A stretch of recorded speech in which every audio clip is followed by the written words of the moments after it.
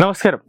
കുറച്ച് ദിവസത്തിന് മുമ്പ് ഞാനൊരു വീഡിയോ ചെയ്തിരുന്നു. അതായത് ആറ്റുകാൽ പൊങ്കാലയുമായി ബന്ധപ്പെട്ട് നമ്മുടെ നഗരങ്ങളിൽ പൊങ്കാലയൊക്കെ കഴിഞ്ഞതിന് ശേഷം നഗരസഭ, അതായത് തിരുവനന്തപുരം നഗരസഭ ശുചീകരണത്തിനായി ഇറങ്ങുന്നു. എന്നിട്ട് ഈ പൊങ്കാല കല്ലുകളെല്ലാം തന്നെ അവർ ശേഖരിച്ച് നേരെ പുത്തിരിക്കണ്ട മൈതാനത്തേക്ക് കൊണ്ടിടുന്നു.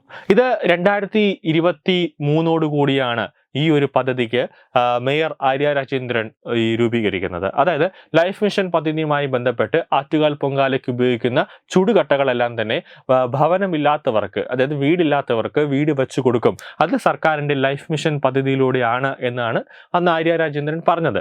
അങ്ങനെ ഈ ഒരു നല്ലൊരു കാര്യമായതുകൊണ്ട് തന്നെ പൊങ്കാല ഇടാൻ വരുന്ന ഭക്തജനങ്ങൾ പൊങ്കാല ഇട്ടതിന് ശേഷം ആ നൈവേദ്യ പ്രസാദവുമായി അവർ അവരുടെ വീടുകളിലേക്ക് മടങ്ങിപ്പോകുന്നു.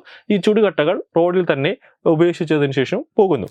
അത് കോർപ്പറേഷനിലെ ജീവനക്കാർ വന്ന് അതിനെ എടുത്തുകൊണ്ട് പോകുന്നു. അതിനെടുത്തതിന് ശേഷം അവസാനം അവർ നേരെ കൊണ്ട് ഇടുന്നത് പുത്തിരിക്കണ്ടം മൈതാനത്തിലാണ് കൊണ്ട് ഇടുന്നത്. കഴിഞ്ഞ വർഷം ഇതേപോലെ ഒരു പ്രക്രിയ നടന്നു.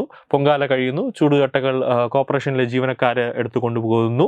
അതിനുശേഷം നേരെ പുത്തിരിക്കണ്ടം മൈതാനത്തിടുന്നു.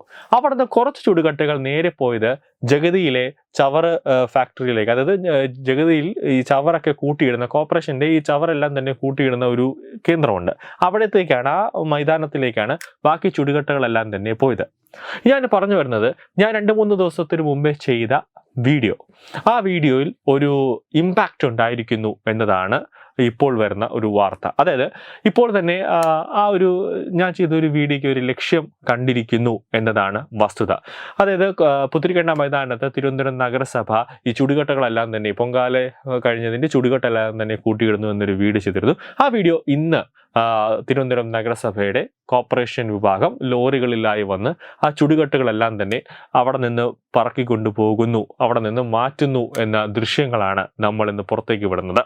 തിരുവനന്തപുരം നഗരസഭയുടെ ജീവനക്കാർ തന്നെ ആ ചുടുകട്ടകളെല്ലാം തന്നെ അവിടെ നിന്ന് മാറ്റിക്കൊണ്ടു പോകുന്നു. എങ്കിലും ആ ചുടുകട്ടകൾ ലക്ഷ്യസ്ഥാനത്തേക്ക് എത്തുന്നുണ്ടോ എന്നതാണ് ഇനി കാത്തിരുന്ന് കാണേണ്ടത്. അതായത് ലൈഫ് മിഷനുമായി ബന്ധപ്പെട്ട് ഭവനരഹിതർക്ക് വീട് വെച്ചു കൊടുക്കാനാണ് ചുടുകട്ട ഉപയോഗിക്കുന്നു എന്നാണ് ആര്യ രാജേന്ദ്രൻ പറഞ്ഞത്.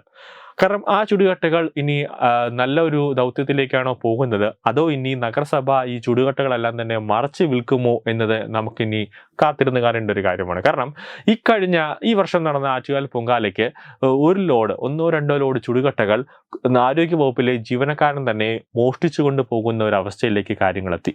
ഇത് പരാതി ഉയർന്നിട്ടും ഇതിനെതിരെ ഒരു നടപടി നഗരസഭയോ ആരോഗ്യ വിഭാഗമോ എടുത്തിട്ടില്ല എന്നതാണ് വസ്തുത. കാരണം പാവപ്പെട്ടവർക്ക് വീട് വെച്ചു കൊടുക്കാം എന്ന പേരിലേക്ക് ജനങ്ങളുടെ കണ്ണിൽ പൊടിയിട്ടുകൊണ്ട് ഇങ്ങനത്തെ തട്ടിപ്പ് നടത്തുന്നത് നമുക്കൊരിക്കലും അംഗീകരിക്കാനാകില്ല എന്നതാണ് വസ്തുത.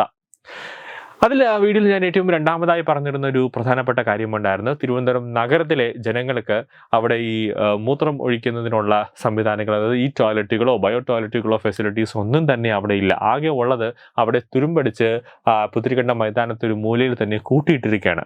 ഇനി അതിനെതിരെ ഒരു ശക്തമായ ഒരു നടപടി നഗരസഭ തന്നെ എടുക്കണം. കാരണം നമുക്കറിയാം, അവിടെ ആർക്കെങ്കിലും ഇപ്പോൾ തന്നെ പ്രഷർ, ഡയബറ്റീസ്, ഷുഗർ ഉൾപ്പെടെയുള്ള പേഷ്യൻ്റ്, അങ്ങനത്തെ രോഗികളാണ് ഓരോ ദിവസവും തിരുവനന്തപുരം നഗരത്തിൽ വരുന്നത്. അപ്പം അസുഖബാധിതരായവർ മാത്രമല്ല, സാധാരണ ഒരു വ്യക്തിക്ക് ഒരു മൂത്രം ഒഴിക്കണമെന്ന് തോന്നിക്കഴിഞ്ഞാൽ, അങ്ങനെ ഒരു ശങ്ക വന്നു കഴിഞ്ഞാൽ അവർക്ക് തിരിച്ച് വീട്ടിൽ പോയി കാര്യം സാധിച്ചിട്ട് വരാൻ പറ്റില്ല.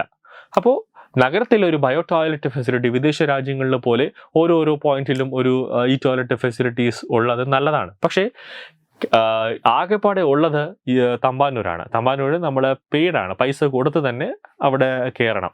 പിന്നെ ഉള്ളത് ഫ്രീ ആയിട്ടുള്ളതെന്ന് പറഞ്ഞാൽ നിശാഗന്ധി ഓഡിറ്റോറിയത്തിൻ്റെ അവിടെയാണ് ഉള്ളത്.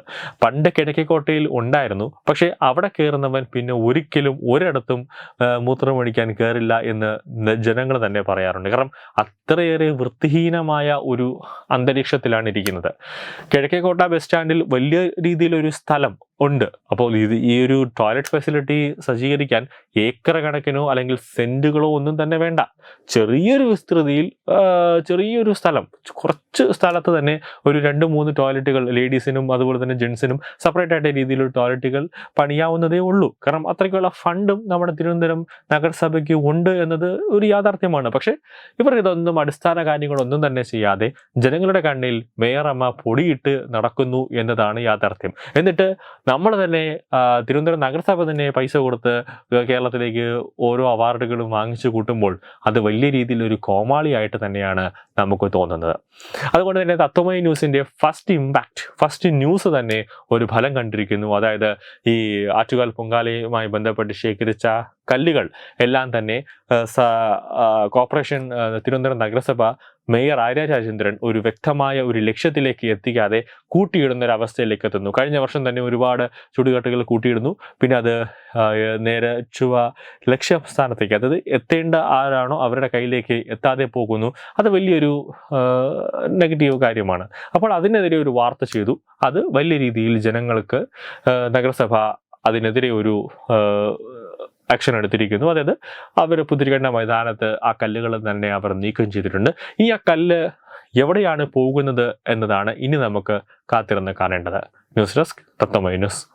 Partner Edubix online executive education, focus physiotherapy centre Pattom, Unnat engineering Gujarat, തീർത്ഥയാത്ര.com, iron build Gujarat, PRS hospital Killipalam Thiruvananthapuram.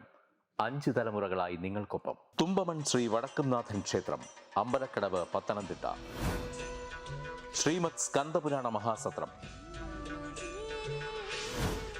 2025 May 11 മുതൽ 18 വരെ.